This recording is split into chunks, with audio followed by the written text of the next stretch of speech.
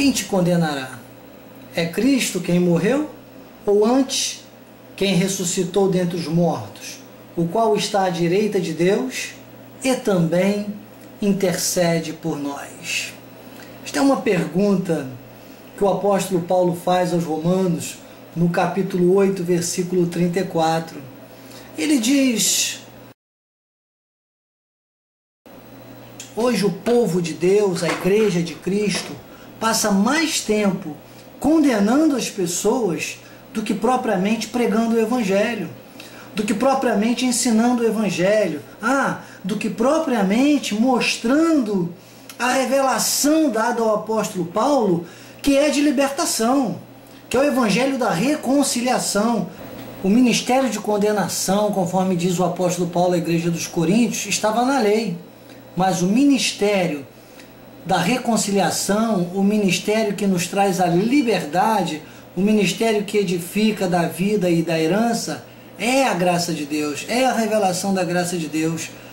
Mas o povo ainda fica julgando quem é salvo, quem não é, quem está errando, quem não está errando, esquece do principal, que é o ensino da palavra. Em João, no capítulo 8, e veja o gesto, veja a atitude de Jesus. E os escribas e fariseus trouxeram-lhe uma mulher apanhada em adultério, e pondo-a no meio, disseram-lhe: mestre, esta mulher foi apanhada no próprio ato, adulterando. E na lei nos mandou Moisés que as tais sejam apedrejadas. Tu, porém, que dizes? Isto diziam eles, veja bem, está aqui no versículo 6, isso diziam eles tentando, para que tivessem de que o acusar.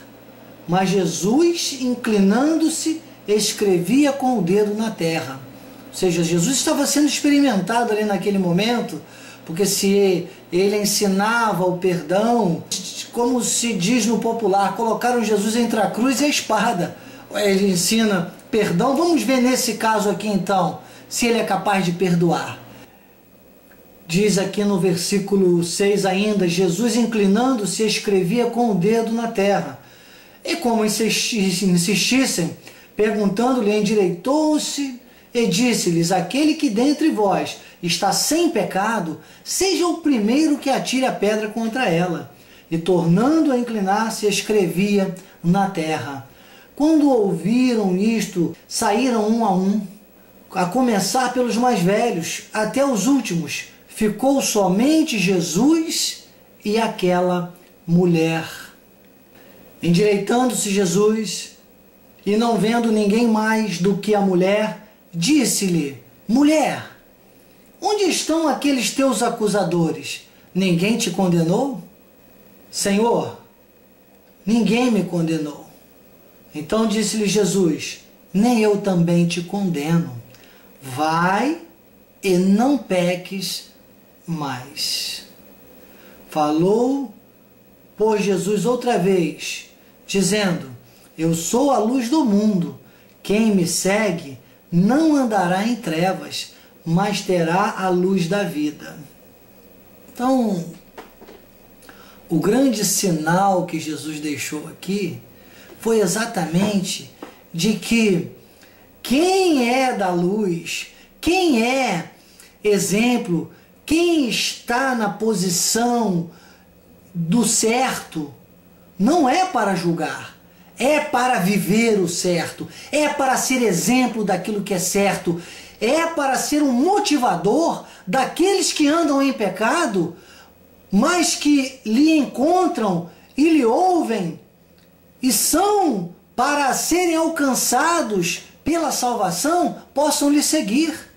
O que Jesus disse, ele falou no versículo 12, aqui do contexto que nós estamos tratando, de João 8, ele disse: eu sou a luz do mundo, quem me segue não andará em trevas, mas terá a luz da vida. Ou seja, não importa, sendo pecador ou não sendo pecador, tendo cometido um pecado, não importa se está atrás das grades, não importa se está num manicômio judiciário, não importa se está num local de recuperação de drogados, não importa se está num flagrante delito, não importa se é alguém que tenha errado até com você até o dia de hoje. Importa que você não vai condenar. Importa que você vai colocar diante de Deus. Importa que você vai continuar fazendo bem. Importa que você vai fazer a diferença e você vai ser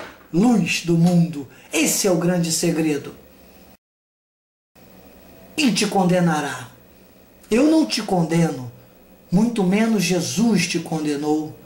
Eu estou neste mundo para reproduzir este Jesus de João capítulo 8. Este Jesus que disse: onde estão os teus acusadores? Eu não estou aqui para acusar ninguém, eu não estou aqui para condenar ninguém, eu estou aqui para te influenciar, eu estou aqui para te incentivar. Por isso a minha pergunta, já há alguns dias, nas postagens que eu tenho feito na internet: quem te condenará? Alguém tem te condenado? Não conte comigo. Não sou eu que vou te condenar, porque Jesus não te condena. Mude hoje. Transforme hoje. Vai e não peques mais. Siga o meu exemplo. Com humildade diante de Deus. É isso que eu tenho buscado no Senhor. É em esse entendimento. O entendimento da afinidade pessoal com Deus. Bispo, mas você não peca? Meu amado, na carne eu sou tão pecador quanto qualquer um de vocês. Mas acontece que o que eu tenho buscado a cada dia é sintonia espiritual, é andar no Espírito. É andar no Espírito, como está em Gálatas 5,16. E o seu passado, bispo? O que passou, passou, não me interessa. Se você for pensar no meu passado, você vai pensar em condenação. No meu passado eu cometi falhas, que hoje eu não quero mais cometê-las. O que para mim era glória no passado, hoje para mim é vergonha. Mas eu não permito que nenhuma condenação venha à minha vida, porque nesse texto que nós começamos utilizando, está lá em Romanos capítulo 8, diz que no versículo 1, Romanos 8, versículo 1, diz que nenhuma condenação há para os que estão em Cristo Jesus. Eu estou em Cristo Jesus. Eu estou andando. Eu tenho buscado esta comunhão, esta sintonia. Eu tenho alimentado o meu espírito pela palavra. Por isso eu estou colocando, como diz o bom carioca, a cara a tapa. Eu estou aqui para reproduzir a figura de Cristo. Eu posso hoje, com a autoridade de Deus, fazer minhas as palavras de Jesus, quando ele disse: eu sou a luz do mundo. Quem me segue não andará em trevas, mas terá a luz da vida.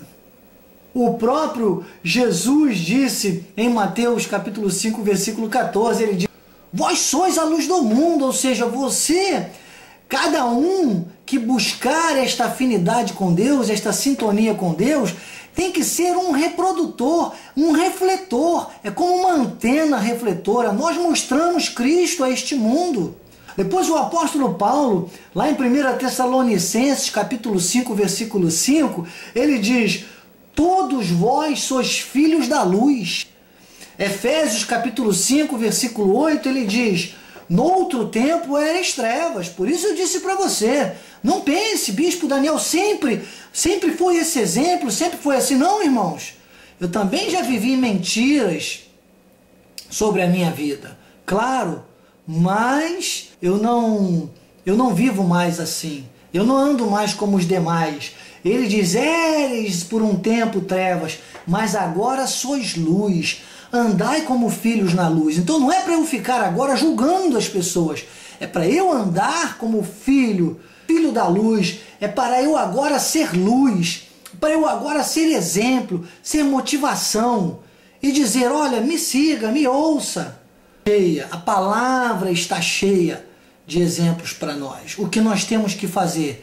Ficar aqui condenando ou ficar com medo de um ou de outro que possa estar nos acusando? Não, irmão. Quem te condenará? Não me interessa. Eu quero que você entenda. Aliás, deixa eu corrigir. Deus quer que você entenda. Se você que está diante dessa postagem tem vivido condenação, acusação na sua mente, coisas do teu passado, esquece, joga tudo para trás, deixa tudo. Jesus disse, deixai sobre mim o seu fardo, sabe? Coloque o seu fardo, o seu pecado, deixe para trás e viva-o daqui para frente. Vai, não peques mais. Não permita que ninguém te condene, meu amado. Alimente o seu espírito. Gálatas 5,16 diz, andai no espírito. Carne, isso é um esforço, um exercício diário. E aí? E aí você não vai mais dar ouvidos a nenhum dos teus acusadores. Não deixe que ninguém te condene. E nem você seja mais a acusar ou a condenar ninguém. Não dê atenção. Mesmo que se diga um cristão, está condenando um, acusando o outro. Não é assim que se vive o cristianismo. Não é assim que se vive o evangelho. O evangelho é um evangelho que se vive no amor. E o amor, diz a palavra de Deus, que encobre multidão de pecados. O amor perdoa. O amor diz como disse Jesus, nesta passagem de João capítulo 8. O amor diz, eu não te condeno. Vai e não peques mais. Siga-me e você receberá luz. Esta é a verdade. Quem te condenará? Ninguém te condenará. Romanos 8:1. Nenhuma condenação há para os que estão em Cristo Jesus. Assim seja, assim disse o Espírito da Graça. Eu sou o Bispo Daniel Anacleto. Obrigado, graça e paz.